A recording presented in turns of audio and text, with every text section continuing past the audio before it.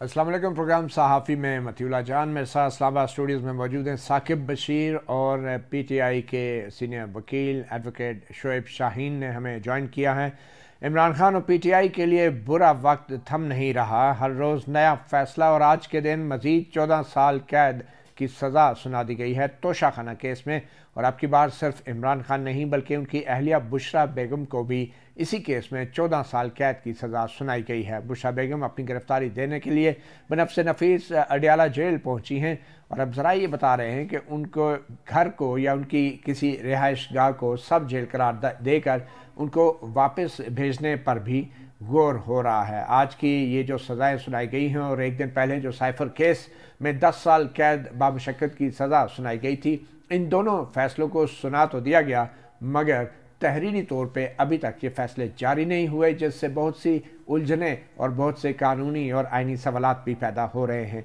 इसी वाले से हम बात करेंगे। मुख्तसरन आपको बताते चलें, जो आज तोशाखाना रेफरेंस में जो 14 साल कैद की सज़ा सुनाई गई है इमरान खान और उनकी अहलिया बुशरा बीबी को, यह रेफरेंस 19 दिसंबर 2023 को दायर हुआ था। 9 जनवरी 2024 को इमरान खान पर फ़र्द जुर्म आयद हुई और 31 जनवरी 2024 को तोशाखाना केस में आज फैसला सुना दिया गया। तो शोएब शाहीन साहब, ऊपर तले दो सज़ाएँ, 10 साल कैद बामुशक्कत साइफर केस में 14 साल कैद इमरान खान और बुशरा बीबी के लिए आज सुनाई गई।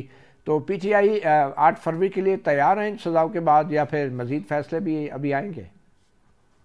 देखिए, कोई भी ये फैसला कर लें, ये आपने तोशाखाना नंबर 1 केस देखा था जो कि हुमायूं दिलावर ने बदतरीन किस्म की एक इंसाफ का कत्ल करते हुए वो फैसला दिया था। वो सब आपने देखा, यानी हमें हक के दिफा नहीं दिया गया, हमारे आर्गूमेंट्स नहीं सुने गए, हमारा वकील मौजूद नहीं था उस वक्त तक और इवन इमरान खान मौजूद नहीं था। उन्हें सजा सुना के 5 मिनट के अंदर अंदर अभी वारंट ऑफ अरेस्ट जारी नहीं हुआ, ऑर्डर लिखा नहीं गया, साइन नहीं हुआ और उसके बावजूद उन्होंने उसको एग्जीक्यूट कर दिया वहाँ लाहौर में। और उसके बाद ऊपर नीचे ये केसेस बनाते गए, उनको जमानतें मिलने के बावजूद उनको नहीं छोड़ा गया। दूसरा अब फैसला जो साइफर वाला आया है वो भी आपने देख लिया है, यानी एक ही दिन में एक जो प्रोसिक्यूशन का वकील है जिसकी हाजिरी लगी हुई है प्रोसिक्यूशन साइड से, उसको डिफेंस का वकील बना के उनकी हाजिरी लगवा के सारे एविडेंसेस पे जिरा मुकम्मल करके 342 की स्टेटमेंट मुकम्मल करके आर्गूमेंट्स, अभी शाह महमूद कुरैशी की 342 की स्टेटमेंट ही रिकॉर्ड नहीं की, यानी वो कोई एक्यूज है उसी केस में, राइट ऑफ डिफेंस भी नहीं दिया गया, आर्गूमेंट्स वो सुने नहीं गए और उन्हें फैसला सुना दिया और फैसले की कॉपी अभी तक नहीं आई। एक तो ये एस्पेक्ट आपके सामने है और जो आज किया है वो उससे भी बदतर हालत है, यानी इसका मतलब फैसला रात को करना था और उसकी तबीयत खराब हो गई, सुबह ले आए, आके वकील बाहर खड़े हुए हैं, यानी उसमें भी वही तरीका कार रखा, वकील अपनी मर्जी के, प्रोसिक्यूशन के वकील उसको बना के तो वकील बना दिए इमरान खान के, उन्होंने सब कुछ बुलडोज करके हमारे वकील बाहर खड़े हुए, अंदर जाने की इजाजत नहीं है। हम खुद भी जाते थे, 2-2 घंटे में इंतजार कराना पड़ता था, हमारी फाइलें गुम हो जाती थी और जिस अंदाज से हम वहाँ जाते थे उस हमें पता है और वो सजा सुना दी गई और तीसरी भी सुना दे, चौथी भी सुना दे, लेकिन हमें इन सारी चीजों के लिए मगर शोएब शाहीन साहब, आपको लगता है जज बशीर साहब के कंडक्ट पे बहुत एतराज़ है, तो जज बशीर साहब के मुतालिक थोड़ा सा मैं पस मंज़र एक बयान कर दूं नाजरीन के लिए भी, फिर हम साकिब बशीर के पास भी चलेंगे। जज बशीर 2 साबिक़ वज़ीर आज़मों को सज़ा सुना चुके हैं, अब इमरान खान जो हैं अब एक और तीसरे वज़ीर आज़म हैं। तोशाखाना केस में इमरान खान और एवनफील्ड केस में नवाज शरीफ को सज़ा सुनाई है जज बशीर ने और इनकी अदालत में एक साबिक़ सदर, 6 मुंतखब वज़ीर आज़म और मतअद्दिद वफाकी वज़रा पेश होते रहे। जज बशीर की पहली तकर्री 2012 में यूसुफ रज़ा गिलानी ने की, 2015 में इस्लामाबाद हाई कोर्ट की सिफारिश पर 3 साल की तोसी दी गई, 2018 में मुस्लिम लीग नून ने उनकी मुद्दत मुलाजमत में तोसी की, 2021 में वज़ीर आज़म इमरान खान ने उन्हें फिर से 3 बरस के लिए जज मुकर्रर किया। पाकिस्तान के साबिक़ सदर आसिफ अली जरदारी जज मोहम्मद बशीर की अदालत से 5 मुकदमात में बरी हुए। जज मोहम्मद बशीर 3 मरतबा तोसी पाने के बाद अब 14 मार्च 2024 को यानी अगले माह रिटायर होंगे, अगले से अगले माह कह लें। इस्लामाबाद हाई कोर्ट ने नोटिफिकेशन जारी कर दिया है इनकी रिटायरमेंट का भी। تو یہ جج بشیر تو آپ کے ہیرو ہوتے تھے. جب انہوں نے ایون فیلڈ میں نواز شریف کو سزا سنائی تو آپ لوگوں نے تو بڑا جشن منایا تھا. تو اب جج بشیر, وہی جج بشیر اب عمران خان کو اگر 14 سال کی قید سنا رہے ہیں تو ایک دم سے آپ کو ان پہ اعتراض ہونے لگا ہے. دیکھیں ہمارا ہیرو تو کبھی بھی نہیں رہا. ہم کسی جج کو ہیرو نہ سمجھتے ہیں, نہ ہمارا پرپز ہے. ہم یہ کہتے ہیں جج کو انصاف کرنا چاہیے. دیکھیں جج بشیر نے جو فیصلہ نواز شریف کے خلاف کیا, اس کی ایک مثال آپ کے سامنے میں دیتا ہوں. 100 پیشیاں ہوئیں یا جتنی بھی پیشیاں ہوئیں, رائٹ آف پراپر ڈیفینس دیا گیا. اپرچونٹی آف پراسیکیوشن کو بھی اور اپرچونٹی ٹو دی ڈیفینس کو بھی پراپر دی گئی. وہ جیلز میں نہیں تھے, وہ باہر تھے. ان کو پوری طرح مقدمے میں سنا گیا اور اس کے بعد سزا ہوئی. اور اس سزا کا آج بھی اس کی اگر آپ امپیکٹ دیکھیں, مثلا پاناما کیس کی میں بات کرتا ہوں, اس زمانے میں جو پاناما لیکس ہوئیں اور وہ حسین نواز نے آ کے خود ایڈمٹ کیا کہ یہ بینیفٹ ڈپارٹمنٹس ہمارے ہیں اور الحمدللہ مریم نواز اس کی بینیفیشل اونر ہے. اور اس کے بعد دوسری جگہ نواز شریف نے کھڑے ہو کے اسمبلی میں کھڑے ہو کر کہا بالکل یہ ہے وہ ذرائع اور رسیدیں جو ہم سپریم تو آپ یہ کہہ رہے ہیں کہ جج بشیر نے ایون فیلڈ کیس میں نواز شریف کے خلاف میرٹ پہ فیصلہ دیا اور عمران خان کو زیادہ سنا نہیں اور میرٹ پہ فیصلہ نہیں دیا. جج بشیر تو وہی ہے نا. نہیں, جج بے شک وہی ہو, یہ تو نہیں ہو سکتا نا کہ اس نے 100% ہی غلط فیصلے کیے ہوں گے. اچھا پھر میں اس فیصلے کے میرٹ پہ جائے بغیر میں کچھ چیزیں آپ کو صرف یہ کہنا چاہتا ہوں. Right of opportunity, right of fair trial, جو آرٹیکل 10A کا فیئر ٹرائل کا جو رائٹ ہے 10A کا, وہ ان کو پوری طرح دیا گیا. چلیں یہ فیئر ٹرائل کے حوالے سے شعیب شاہین صاحب, میں ہمارے کچھ سینئر میرے ساتھ ہوا ہے, ہمارے ساتھ ہوا ہے, وہ آپ خود ہی اس کو ایویلویٹ کر سکتے ہیں. کیا اس کو fair right of fair trial کہہ سکتے ہیں؟ آپ تھوڑا بتا دیں کیا ہوا, بتا دیں. دیکھیں نا, آپ نے خود بتا دیا, یعنی 1 مہینہ تمام ریفرنسز پینڈنگ پڑے ہوئے ہیں, اس میں کوئی ڈائریکشن کیس نہیں ہے.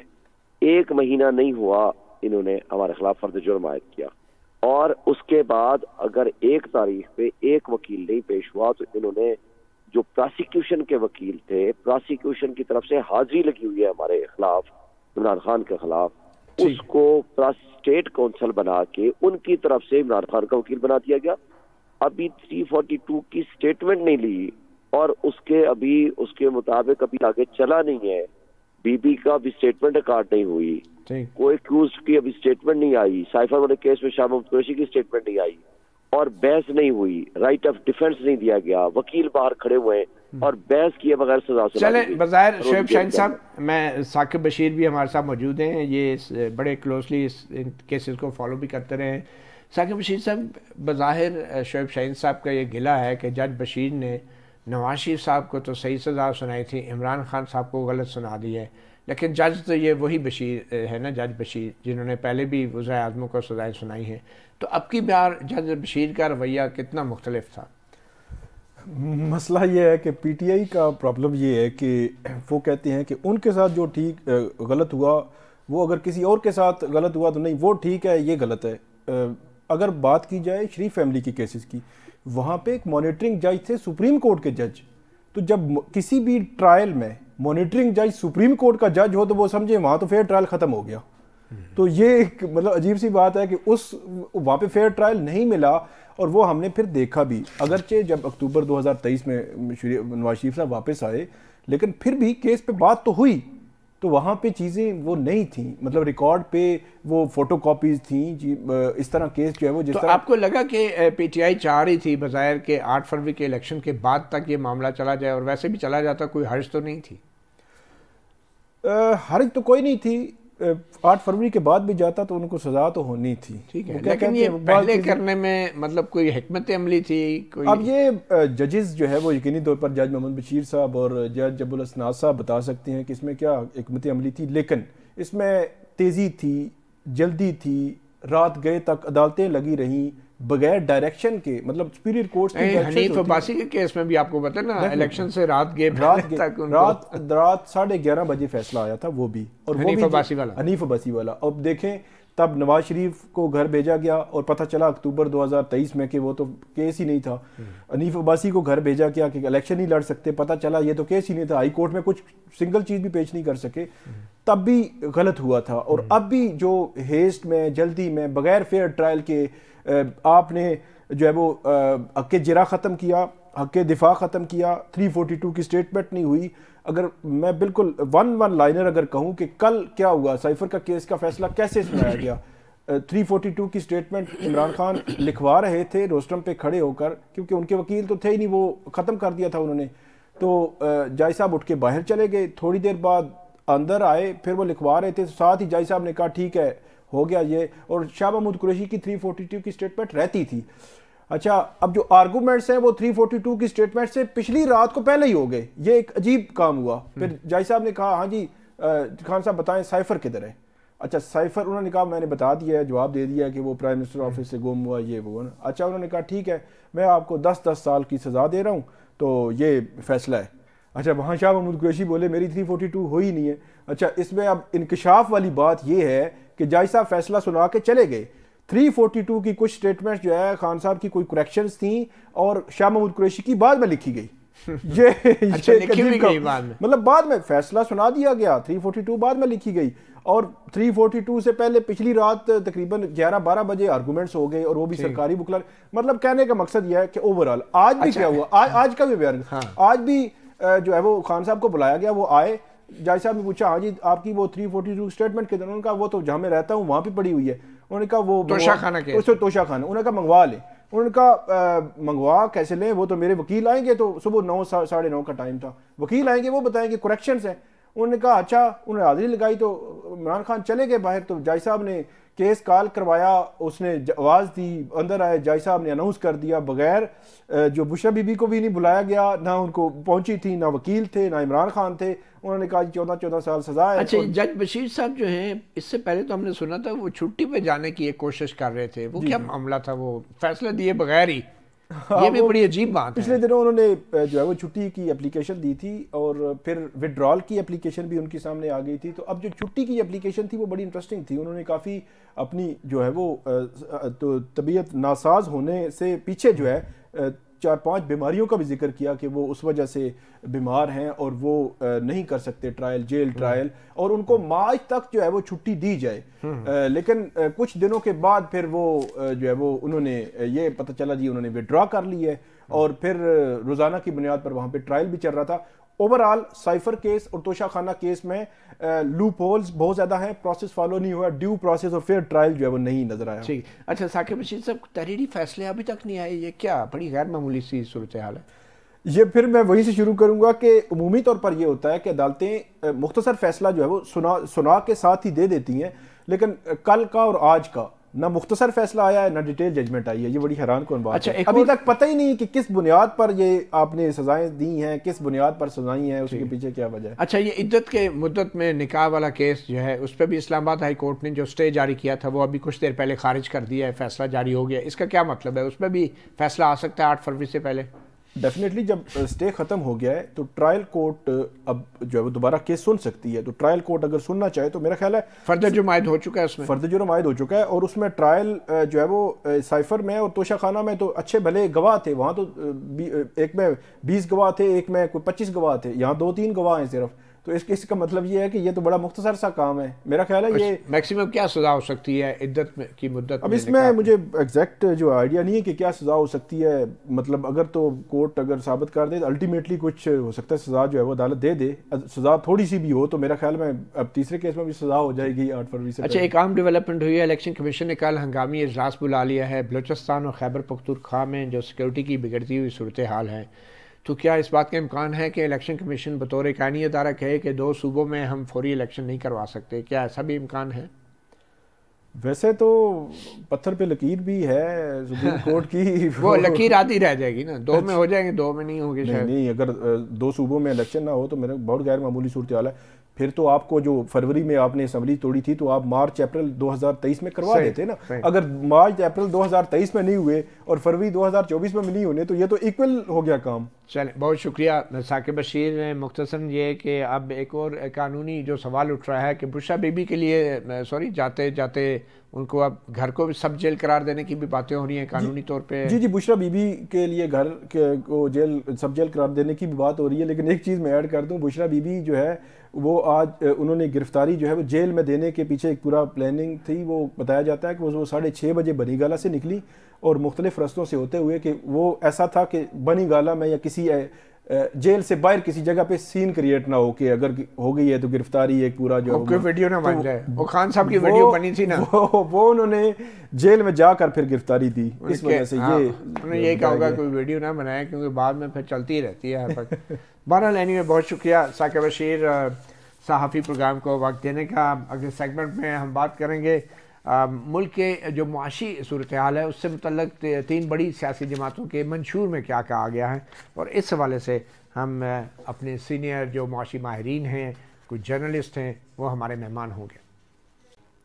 Welcome back. صحافی پروگرام میں بات کریں گے سیاسی جماعتوں کے وعدوں, نعروں اور جماعتی منشور جو ہر انتخاب سے پہلے ترتیب دیا جاتا ہے, رنگین الفاظ میں اس کو شائع کیا جاتا ہے. یہ منشور کتنا اثر ڈالتے ہیں ووٹروں کے فیصلہ سازی پر, اور اسی والے سے ہم بات کریں گے. مگر خاص طور پہ آج ہمارے جو مہمان ہیں ان کا تعلق معیشت سے زیادہ رہا ہے, اور جو سیاسی جماعتوں نے اپنے اپنے منشور میں جو معاشی طور پہ وعدے کیے ہیں جو یقینی طور پہ سب سے بڑا چیلنج ہے, ان کے اوپر ہم اپنے مہمانوں سے بات کریں گے. تعارف کراتا چلوں, مہتاب حیدر ہیں, سینئر جرنلسٹ ہیں, اکانومی پہ بڑی گہری نظر رکھتے ہیں, اور ہمیں ڈاکٹر فرق سلیم نے جوائن کیا ہے, عمران خان کی حکومت میں معیشت اور توانائی سے متعلق امور کے ترجمان بھی رہے ہیں.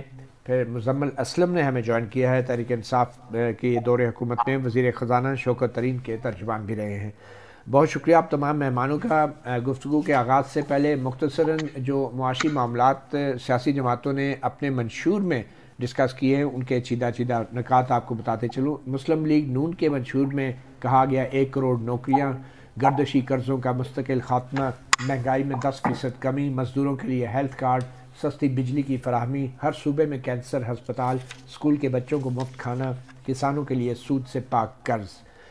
پھر تحریک انصاف کے منشور میں کہا گیا ہے پورے ملک کے لیے صحت کارڈ, طبقاتی نظام تعلیم کا خاتمہ, ٹیکس نیٹ بڑھانا, کارپوریٹ سیکٹر کو ریلیف, لوکل انڈسٹری بڑھانا, کسانوں کو ضروری اشیاء پر سبسڈی, ماحول دوست سستی بجلی کی فراہمی. پیپلز پارٹی کے منشور میں کہا گیا ہے 5 سال میں تنخواہیں دوگنا, غریب کے لیے 300 یونٹ سولر انرجی, مفت علاج اور یکساں نظام تعلیم, سیلاب متاثرین کے لیے 30 لاکھ گھر, کسانوں کو فصلوں کی انشورنس, مزدور کے لیے سوشل سیکیورٹی اور اولڈ ایج بینیفٹ, اسکول کے بچوں کو مفت کھانا.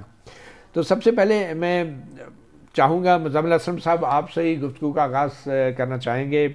آپ کے خیال میں یہ جو وعدے کیے ہیں, جیسے پہلے تو آپ کی تحریک انصاف کا ہی اگر ہم منشور لے لیں تو اس کے اندر تنخواہوں کا کوئی ذکر نہیں ہے, اور اب کی بار کوئی 50 لاکھ گھروں کا یا کتنے لاکھ نوکریوں کا کوئی آپ کے منشور میں اس طرح براہ راست ذکر نہیں ہے.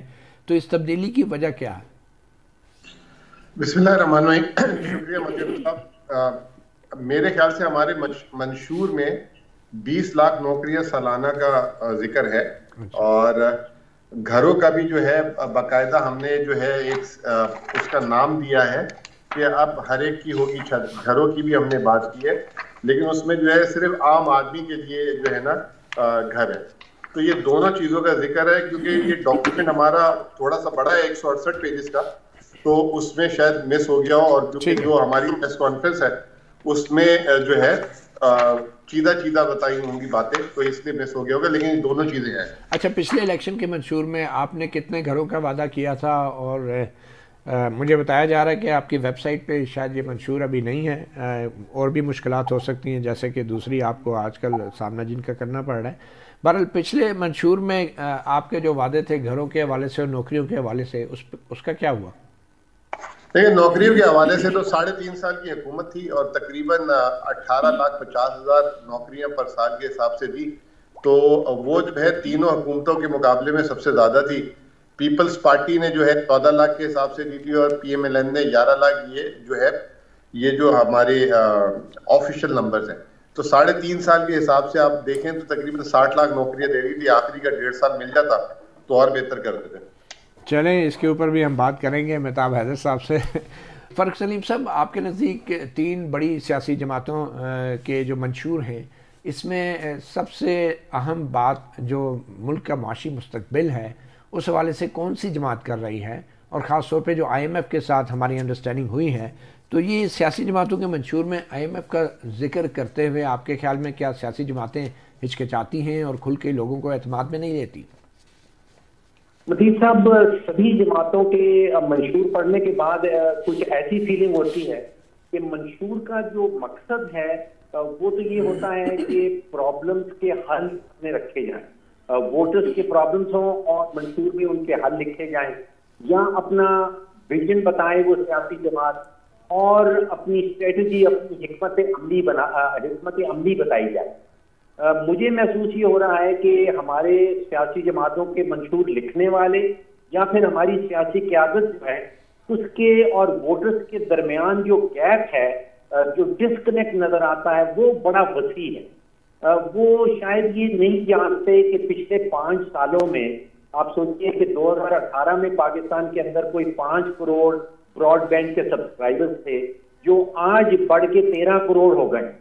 اس کا مطلب یہ ہے کہ بہت بڑی آبادی ہماری ووٹرز کی جو ہے اس کے پاس لیٹسٹ انفارمیشن آتی ہے، وہ پوری طرح یہ جانتا ہے کہ حکومت کے پاس خزانے کا کیا حال ہے، وہ یہ جانتا ہے کہ آئی ایم ایف کے معاہدے کے بغیر پاکستان چل نہیں سکتا. اب اگر اس سے کوئی وعدہ کرتا ہے کہ آپ کو 300 یونٹ جو ہے وہ بجلی مفت دی جائے گی یا 200 یونٹ بجلی مفت دی جائے گی جو دوسری جماعت کہتی ہے، تو وہ پوری طرح انفارمڈ ہے کہ ایسا کچھ ہونے والا نہیں ہے. وہ جانتا ہے کہ آئی ایم ایف اس چیز کی اجازت بھی نہیں دیتا، وہ جانتا ہے کہ پاکستان کے خزانے میں جو ہے وہ اتنی رقم بھی نہیں ہے کہ یہ چیزیں اس کو مل پائیں گی. تو ایک بڑا وسیع ڈسکنیکٹ نظر آتا ہے سیاستدانوں اور ان کے ووٹرز کے درمیان. تو آپ کے خیال میں جو ووٹرز ہیں وہ ان 3 سیاسی جماعتوں کی جو معاشی پالیسیاں ہیں ان کو مد نظر رکھ کے ووٹ دیتے ہیں؟ اس کا جواب آپ مجھ سے زیادہ بہتر جانتے ہیں. نہ تو کوئی منشور پڑھ کے پاکستان کے اندر ووٹ ڈالتا ہے. میرا خیال ہے کہ سیاسی جماعتیں اپنی ایک لیجیٹمیسی قائم کرنے کے لیے وہ منشور ایشو کر دیتی ہیں اور شاید گفتگو کے لیے نکات اس میں آ جاتے ہیں جو ٹیلی ویژن پہ آ کے ان کے نمائندے آپ لوگوں کے ساتھ ڈسکس کرتے ہیں. یہاں پہ اگر تو ہم دیہی علاقوں میں چلے جائیں تو پھر تو آپ جانتے ہیں کہ جو سیاست ہے وہ چلتی ہے دھڑا بندی کے بنیاد کے اوپر، وہ تھانہ کچہری کی سیاست بھی چلتی ہے، وہاں پہ شخصیات کے ووٹس بھی ہوتے ہیں. لیکن ایک پوائنٹ جو میں یہاں کہنا چاہتا ہوں وہ یہ کہ سیاست جو 5 سال پرانی والی تھی اس میں بڑی تبدیلی آ گئی. دیہی علاقوں میں شاید ابھی بھی دھڑا بندی کی بنیاد کے اوپر ووٹ ڈالے جائیں گے، لیکن جو 70% ہمارے ووٹرز کی آبادی ہے اب 13 کروڑ میں سے 12.5 کروڑ میں سے تقریباً 70% ایسے لوگ ہیں جو 18 سے 45 سال کی عمر کے لوگ، اور وہ تو معیشت کے حوالے سے دلچسپی نہیں رکھتے، وہ تو زیادہ تر شخصیت پرستی، فین فالوئنگ، معیشت کے حوالے سے. کیا آپ سمجھتے ہیں کہ یہ 70% لوگ ووٹ معیشت کو دیکھ کے ڈالیں گے، معاشی پالیسیوں کو دیکھ کے؟ میں یہ ضرور سمجھتا ہوں کہ وہ 18 سے 45 سال والے لوگ جو ہیں ان کے سورسز آف انفارمیشن بڑے ٹھوس ہیں، اور وہ جو چورن 25 سال پرانا والا بیچنے کی کوشش کی جا رہی ہے وہ شاید اس الیکشن میں کامیاب نہ ہو. ٹھیک ہے جی. مہتاب حیدر صاحب، آپ کو کیا لگتا ہے سیاسی جماعتیں 1 کروڑ نوکریوں کے وعدے کر رہی ہیں، مسلم لیگ نون کہہ رہی ہے 1 کروڑ نوکریاں 5 سال میں، پی ٹی آئی بھی تقریباً 1 کروڑ نوکریاں 5 سال کی بات کر رہی ہے.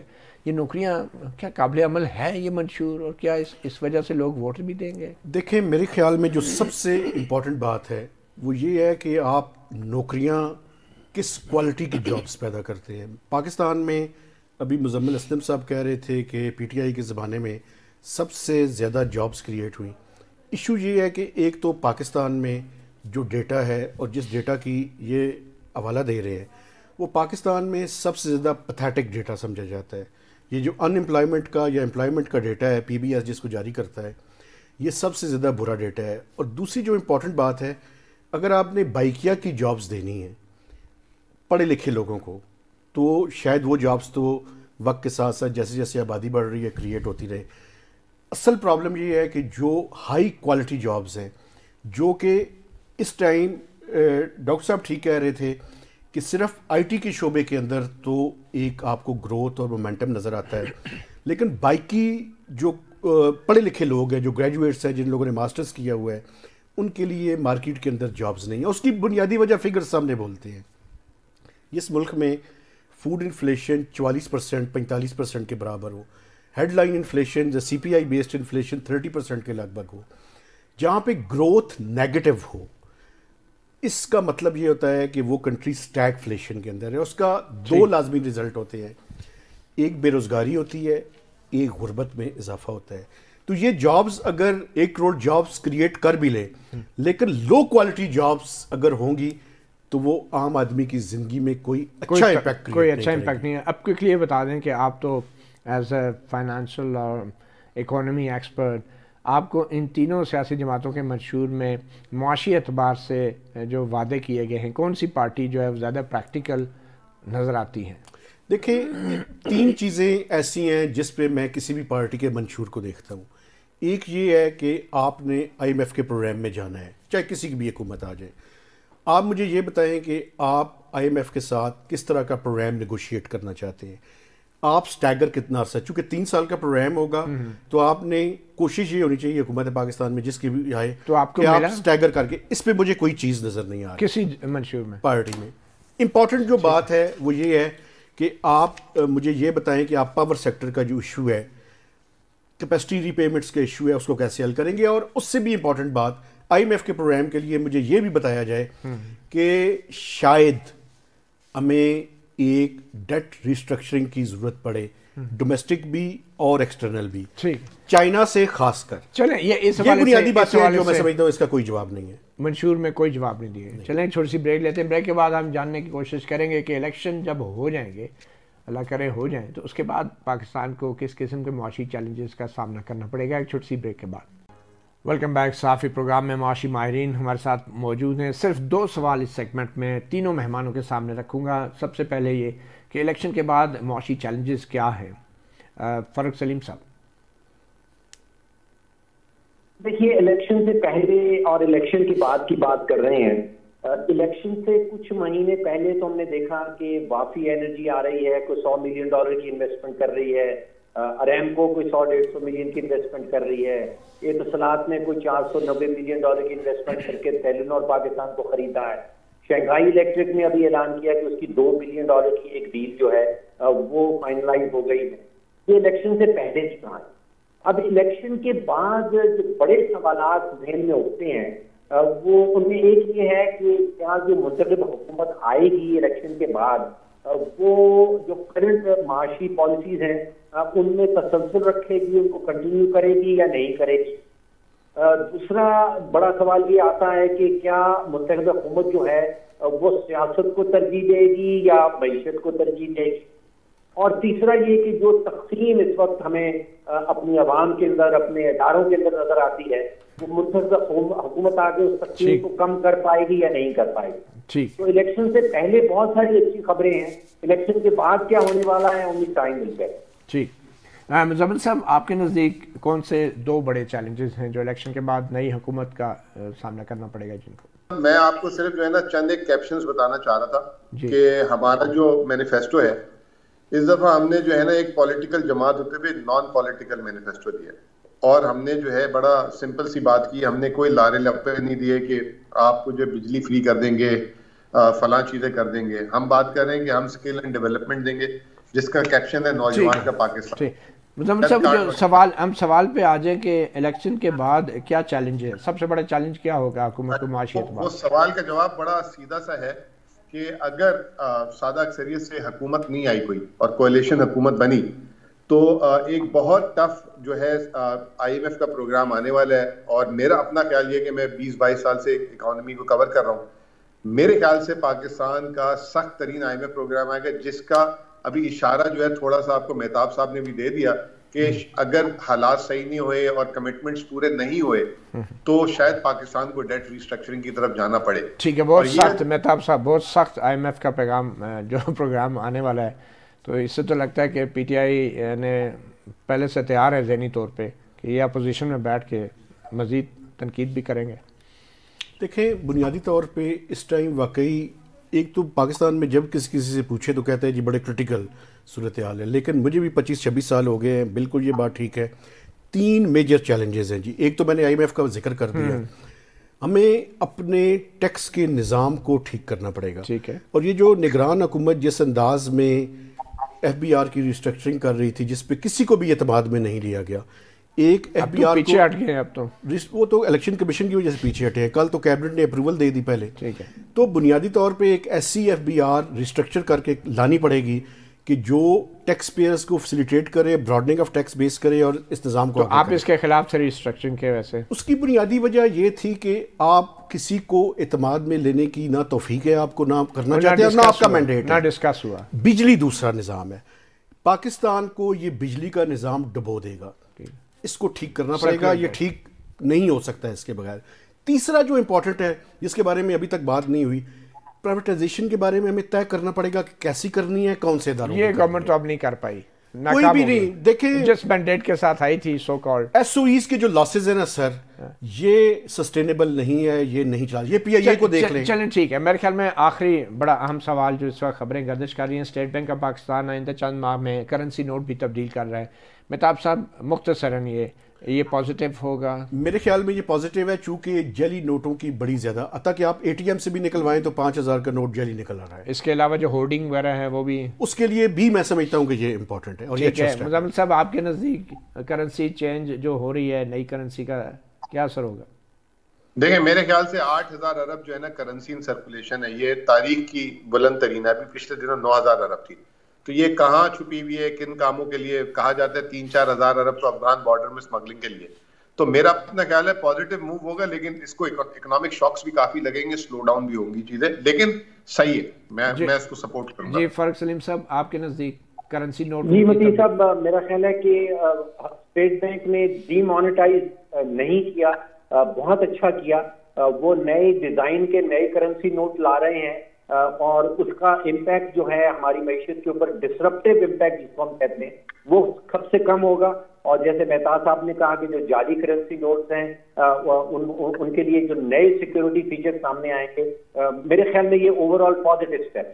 اچھا بھارت میں بھی کرنسی نوٹوں کی تبدیلی ہوئی تھی، مہتاب صاحب اس میں فرق کیا تھا؟ آپ کو کیا لگتا ہے؟ میرے خیال میں تو پاکستان میں سب سے بڑا ایشو یہ تھا کہ آپ یقین کریں کہ پچھلے دنوں ایک سینٹ کی اسٹینڈنگ کمیٹی کی میٹنگ میں میں تھا، تو اسٹیٹ بینک کے لوگوں کو چیئرمین سینٹ اسٹینڈنگ کمیٹی نے پوچھا کہ جعلی نوٹ کا فرق بتائیں، انہیں نہیں پتا تھا. تو یہ سیکیورٹی فیچرز کو ہمیں بہتر کرنے کی ضرورت ہے. تو یہ ایک اچھا ہے. کیا انڈیا کے مقابلے مجھے نہیں پتا کہ انڈیا میں کیوں اور کیا فرق ہے، پتا سکتا ہوں انڈیا والا. جی فاروق صاحب. جی متی صاحب جو ایکسپیریمنٹ انڈیا میں ہوا اور 4 اور ممالک میں بھی ہوا وہ ڈی مانیٹائزیشن کا تھا. انہوں نے بڑے جو نوٹ تھے ان کو بند کر دیا تھا. وہ کام پاکستان میں نہیں ہو رہا. انڈیا نے اس کی بہت بڑی اس کو قیمت چکانی پڑی، اس کی جی ڈی پی ایک دم نوز ڈائیو کر گئی تھی اس کے نتیجے میں. تو میں سمجھتا ہوں کہ اسٹیٹ بینک نے شاید کوئی سبق سیکھا ہے انڈیا سے اور وہ ڈی مانیٹائزیشن کی طرف نہیں جا رہے، وہ کرنسی ڈیزائن نئے کر رہے ہیں.